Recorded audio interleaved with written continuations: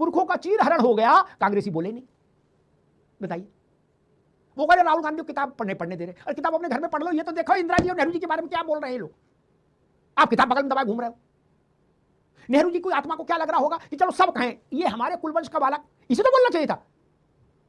इंदिरा जी ने भी क्या सोचा होगा कि किस दिन के लिए इनको गोदी में खिलाया था राहुल प्रियंका को, है इनकी नाक पोछी थी, तेल मालिश करके नहला धुला के कपड़े पहना के बैठाया था इसी दिन के लिए। राज भाई ये गलती है, लड़ना चाहिए था।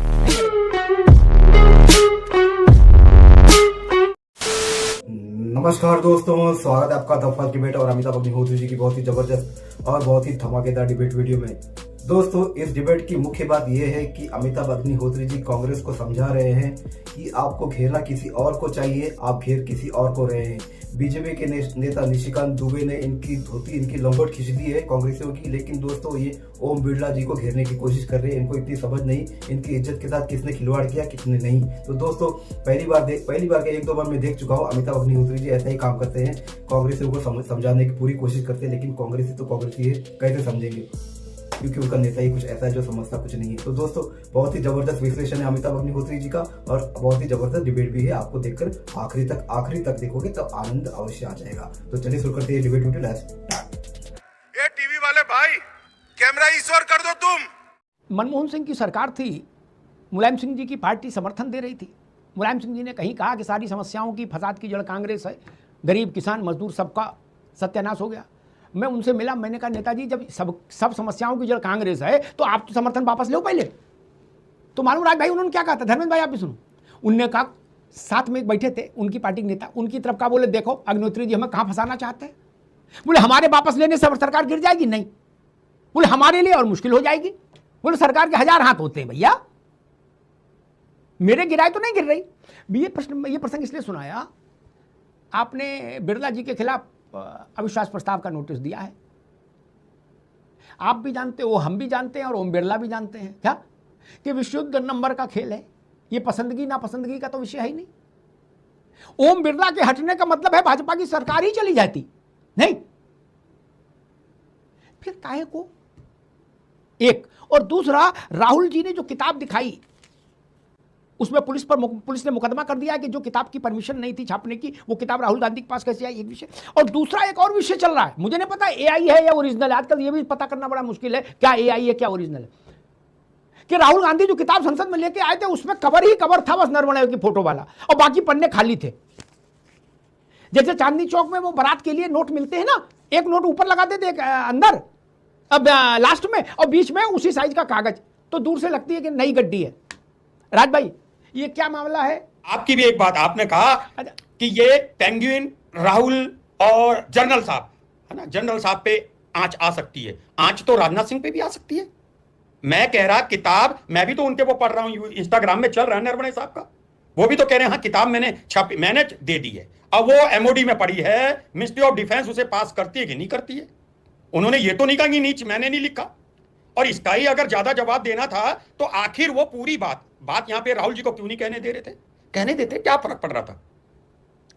फिर आपने एक बात कही कि ओम बिरला के लिए अविश्वास प्रस्ताव क्यों ला रहे। भाई अविश्वास प्रस्ताव आ रहा कितने लोकसभा अध्यक्ष के लिए आया होगा। अरे अगर मैं आपको गलत कहूं तो आपका भी अधिकार उतना है जी। आप बताइए, क्या बिरला साहब कहा, हालांकि बहुत बड़े हैं वो, लोकसभा के अध्यक्ष हैं, ये हम में से कोई बन नहीं पाएंगी 7 पुश्ते, ये सच बोलता हूं मैं। आप बताइए क्या वो अच्छा व्यवहार करते हैं। मैं आज ही देख रहा था, जब राहुल जी बोलते हैं तो बिरला जी का चेहरा दिखता है, जब कोई उनका वो बोलता है, क्या है वो दूसरे का नाम नहीं आ रहा, जिन्होंने अपनी वो शादी का भी चक्कर चल रहा, नाम बोल रहा हूं उनका, वो बोलते हैं तो फोटो उन्हीं का दिखता है। ऐसा क्यों। मैं आप ही से पूछ रहा हूं, देखिए आपका सम्मान है, आप बता दीजिए ओम बिरला साहब क्या व्यवहार सही करते हैं। अब उनकी फोटो क्यों आती है साहब। नो, माननीय सदस्य, नो, माननीय सदस्य, नो, क्यों भाई, विपक्ष का नेता बोल नहीं सकता। और मैं एक बात अरविंद भाई से कहता हूं, आप समझदार हैं और मुझे उम्मीद है कि आप 2014 से पहले ही पैदा हुए, आपको गर्व होगा इस देश में पैदा होना, जैसे मुझे भी गर्व है इस देश में पैदा होना। लेकिन आपका व्यवहार अगर ऐसा होगा कि आप यह महसूस करते हो कि काश में 2014 के बाद पैदा होता तो खुश नसीब होता, तो शायद ये मेरे लिए भी गलत है और आपके लिए भी, धर्मेंद्र भाई के लिए भी, और बीजेपी के प्रवक्ता के लिए भी, कृष्ण भाई के लिए। इसलिए थोड़ा सा रखो, दुश्मनी करो, जम के करो, मगर ये गुंजाइश रहो कि अगर दूसरी तरफ से बोलना पड़े तो शर्मिंदगी ना उठानी पड़े, ये भी ध्यान रखिएगा। ठीक है साहब, नरवणे साहब अब इंस्टाग्राम पर, लिंक्डइन पर, फलान पर, ढिकान पर क्या लिख रहे हैं तो उतना देख नहीं पाता, ठीक ना, मैं उतना टेक्नो से भी है। लेकिन नरवणे साहब को यह जवाब देना पड़ेगा दिल्ली पुलिस के सिपाही को। मेरी बात लिख लो, बुरी लगे कि अच्छी लगे, उनको भी सिपाही को जवाब देना पड़ेगा कि जब सरकार ने अनुमति नहीं दी तो आपने 2025 में ये कैसे ट्वीट खड़खड़ाया, hello friends my book is ready for reading, happy reading. Naravane पूछेंगे नहीं तो बताना पड़ेगा ना। और राहुल गांधी से मैंने ये नहीं कहा कि राहुल गांधी ने कोई क्राइम बड़ा कर दिया, ये तो कहा नहीं, मैंने कहा लेकिन राहुल गांधी से ये अवश्य में पूछा जाएगा कि ये किताब असली है नकली है, आपके पास कहां से आई, ये तो पूछा जाएगा। नहीं, जांच काय की होगी? अमिताभ अग्निहोत्री और राज शर्मा की जांच थोड़ी ना होगी। मुकदमा किस लिए लिखा गया? इसीलिए लिखा गया ना, उसकी तहरीर में लिखा हुआ है मुकदमे की कि केंद्र ने, उस शासन ने उसको अनुमति नहीं दी। फिर वो किताब कैसे आ गई, इसी की जांच पड़ताल के लिए तो एफआईआर हुई है। पहले चकल्लस हो रही थी, राजनीतिक काम चकल्लस ज्यादा होते हैं, तथ्यात्मक कम, तो सब कुछ भी बोल के निकल जाते हैं। अब इसमें आ गया क्रिमिनल प्रोसीडिंग राज भाई, इसलिए मैंने कहा खतरा थोड़ा बढ़ गया है। पहले राहुल गांधी कहते नरवणे ने ये लिखा, ये कहते नरवणे की किताब नहीं आई, 2-4 दिन एएनआई पे चलता, हाय हाय होती और बात खत्म हो जाती है, कितने मुद्दे आ गए। लेकिन ये तो एफआईआर हो गई। अब एफआईआर तो खत्म नहीं होती, उसमें तो कोई ना कोई मक्खन निकलेगा, दूध मथा जाएगा जब दही, तो वो मैं कह रहा हूं। ये मसला मैं बार बार इस बात पर एम्फेसिस कर रहा हूं कि इसमें दिल्ली पुलिस की एंट्री ने इस पूरे मामले को सनसनीखेज बना दिया। अभी तक ये चुनावी चकल्लस थी, राजनीतिक चकल्लस थी, अंताक्षरी थी। क्या नरवणे मौज ले रहे थे मुंह में दही जमा के, और राहुल गांधी और भाजपा आपस में लड़ रहे थे क्या, और वो लौंग दबा के बैठे थे आराम नरवणे साहब क्या। जबकि सबसे पहले तो नरवणे को बोलना चाहिए था, जिनके नाम का सिंदूर लोग मांग में भरे घूम रहे, पहले वो तो बोले। आप लोगों ने निशिकांत को इस बात के लिए बाध्य क्यों नहीं किया स्पीकर के जरिए कि वो सारी 10 दर्जन भर किताबें जिनमें अय्याशी अय्यारी वो लाए थे ढूंढ के, और नेहरू जी से लेके इंदिरा जी और सोनिया गांधी तक बात ले गए थे, वो सारी चीजें प्रमाणित करें, और प्रमाणित नहीं करें तो निशिकांत के खिलाफ वो लाओ मोशन, उनकी सदस्यता निरस्त कराओ, और वो भी ना हो पाए तो मुकदमा कर दो। लेकिन आप लोगों ने निशिकांत दुबे को खाली छोड़ दिया, कोई बोल ही नहीं रहा कि वो किताबें कहां कौन सी हैं, दिखाओ लाओ, उन पर दस्तखत करके रखो टेबल पर। राज भाई ये कह रहे हो कि निशिकांत ने गंदी बातें की, गंदी बातें की तो सजा दिलाओ। आखिर नेहरू जी पर आक्षेप है, एडविना को लेकर, मथाई को लेकर इंदिरा जी पर आक्षेप है, करप्शन को लेकर सोनिया जी पर आक्षेप है, कैसी कैसी बातें आई कि 12 साल तक रिश्ता रहा, कोई कहीं कुछ क्या क्या बवाल है उसमें नहीं, और कैसा कैसा रिश्ता राम भजो है। सुनने वाला शर्मा जाके बंद करो यार, क्या बवाल है साला क्या। एक वो कौन वो योग सिखाते थे ब्रह्मचारी, क्या वो भी कदाचारी थे, उसमें लिखा, हाँ धीरेन्द्र ब्रह्मचारी बाबा जो था, वो भी जगलर थे। तो इस सब में कांग्रेस को स्टैंड तो लेना चाहिए था अपने पुरखों के लिए। नहीं राज भाई, पुरखों का चीरहरण हो गया, कांग्रेसी बोले नहीं। बताइए, वो कह रहे राहुल गांधी को किताब पढ़ने दे रहे, और किताब अपने घर में पढ़ लो, ये तो देखो इंदिरा जी और नेहरू जी के बारे में क्या बोल रहे हैं ये लोग। आप किताब बगल में दबाए घूम रहे हो। नेहरू जी की आत्मा को क्या लग रहा होगा कि चलो सब कहें ये हमारे कुलवंश का बालक, इसे तो बोलना चाहिए था। इंदिरा जी ने भी क्या सोचा होगा कि किस दिन के लिए इनको गोदी में खिलाया था राहुल प्रियंका को, है इनकी नाक पहुंची थी, तेल मालिश करके नहला धुला के कपड़े पहना के बैठाया था इसी दिन के लिए। राज भाई ये गलती है, लड़ना चाहिए था, नहीं लड़े आप। कि अव्वल तो पुरखों के ऐसे आंतरिक अंतरंगता के विषय चर्चा में नहीं आने चाहिए, ये लोकलाज है।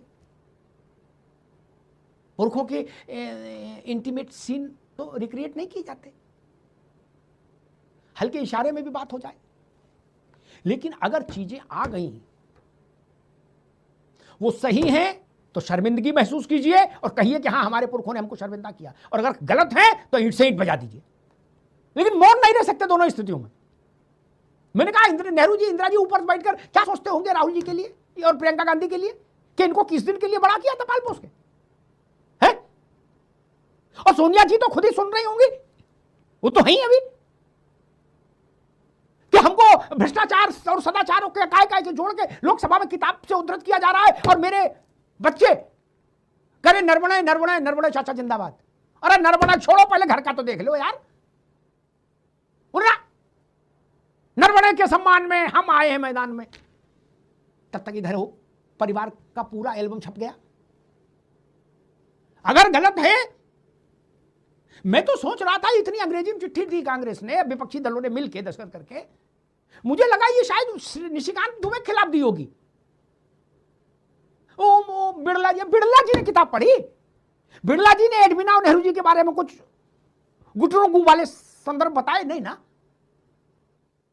बिड़ला जी तो मथाई को लाए नहीं संसद के अंदर। बिड़ला जी बेचारे काय को लपेट रहे, और आपके लपेटे लिपटेंगे भी नहीं बिड़ला जी। लेकिन हां, आप निशिकांत दुबे के खिलाफ नोटिस देते तो लाइन खींचती, लक्ष्मण रेखा खींचती। मैं तो हैरान हूं कि धर्मेंद्र जी की पार्टी ने भी रुख नहीं मिलाया, कोई रुचि नहीं ली। बोले ठीक है यार, जिनके घर का मामला वो बोल नहीं रहे, हमें काय को पड़ी लकड़ी लूं है। बोले एसआईआर नहीं चलेगी, नहीं चलेगी। बोले हम उस पर निकल गए एसआईआर पर है। अब बताओ नेहरू जी किसकी ओर देखे? न सपा वाले उनकी सुन रहे, न तृणमूल वाले सुन रहे, न कांग्रेसी उनके घर वाले सुन रहे। बताइए इंडी गठबंधन का फिर क्या फायदा है? विषय ये था ही नहीं कि नरवणे की बात राहुल गांधी को नहीं रखने दी गई ना। नरवणे का तो विषय ही नहीं, विषय ये था जो किताब प्रकाशित नहीं हुई वो हाउस में नहीं कोट हो सकती, सिर्फ इतना सा विषय था। इसमें जिद काहे की? सिर्फ इतना। निशिकांत बाद में जो झोला भर के लाए वो छपी हुई किताबें लाए। अब वो भी अपने ढंग के हैं। अब वो करें हम एक लाइब्रेरी बनाएंगे। पूछा काय की लाइब्रेरी बनाओगे? ये प्रतियोगी परीक्षाओं के लिए? बोले ना, इंदिरा गांधी, नेहरू जी और एडविना और माउंटबेटन, इनसे जुड़ी जितनी किताबें हैं सोनिया गांधी तक, वो सब एक जगह रखेंगे जनता के लिए। लो, वो करें हम अपना घर का 1,50,000 लगा के एक लाइब्रेरी खोलेंगे। बताइए क्या स्थिति बनेगी? और नई पीढ़ी ये चटकारे लेके, चस्कारे लेके जब किस्से सुनाएगी तो क्या परिदृश्य रहेगा मित्र? इसलिए मेरा मानना है नरवणे को बोलना चाहिए। एक, राहुल गांधी नेता प्रतिपक्ष है, इसलिए उनको कम से कम इस बात पर अड़ना नहीं चाहिए था। एक दो बार कह दिया ठीक है कि अगर कोई किताब पब्लिश नहीं है तो उसको आप मत पढ़िए। तीसरी बात, हम जो व्यवहार अपने लिए चाहते हैं हम वो व्यवहार दूसरे के लिए भी करेंगे, तभी बात बनेगी। खैर, अब मामला क्रिमिनल एक्ट के तहत की तरह से दिल्ली पुलिस के हाथ में आ गया है। अब दिल्ली पुलिस दूध का दूध पानी का पानी करेगी। लेकिन सोचिए, मैं आखिरी बात कह रहा हूं बहुत हृदय से, सोचिए भारत का नेता प्रतिपक्ष, भारत का पूर्व सेना अध्यक्ष है, पेंगुइन छोड़ो, वो चिड़िया कबूतर हटाओ, लेकिन ये तो दो बड़े लोग हैं ना, इनसे दिल्ली पुलिस के दरोगा पूछताछ करेंगे, ये ध्यान रखिएगा। इसलिए मैं कहता हूं ऐसा काम मत करिए जिसमें ऐसी परिस्थिति पैदा हो जाए। अच्छा लगेगा नरवणे साहब की कुंडी दरोगा खटखटाएगा, हाँ जी नरवणे जी यहीं रहते हैं, खोलो। राहुल गांधी क्या जाएगा? क्या अच्छा दृश्य होगा? नहीं ना। इसलिए वो काम मत करिए जो क्रिमिनल एक्ट में परिवर्तित हो जाए। यही दुखद हुआ देश के लिए। धन्यवाद। तो दोस्तों, डिबेट हो गई खत्म, वीडियो हो गई पूरी। उम्मीद करता हूँ दोस्तों अमिताभ अग्निहोत्री जी की ये लेटेस्ट डिबेट वीडियो आपको पसंद आई होगी, और उम्मीद करता हूँ कि कोई चमचा आकर राहुल गांधी जी को ये समझा दे कि अमिताभ अग्निहोत्री जी ने आपके पक्ष में कितनी अच्छी अच्छी बातें कही हैं, आपको उनकी बातें सुननी चाहिए। लेकिन दोस्तों चमचे तो चमचे हैं, वो सुनेंगे भी तो राहुल गांधी जी को इतनी अच्छी बातें समझाएंगे नहीं, उल्टा ही ज्ञान देंगे और राहुल गांधी जी की और करेगी और खुदते रहेगी, वैसे ही पिटते रहेंगे हर जगह। तो दोस्तों उम्मीद करता हूँ ऐसी डिबेट वीडियो आप अमिताभ अग्निहोत्री जी की देखना पसंद करते हो तो फर्स्ट डिबेट के इस चैनल को आप सब्सक्राइब करते जरूर जाओगे। मिलता हूँ मैं आपसे अगली वीडियो में, तब तक के लिए जय हिंद, वंदे मातरम।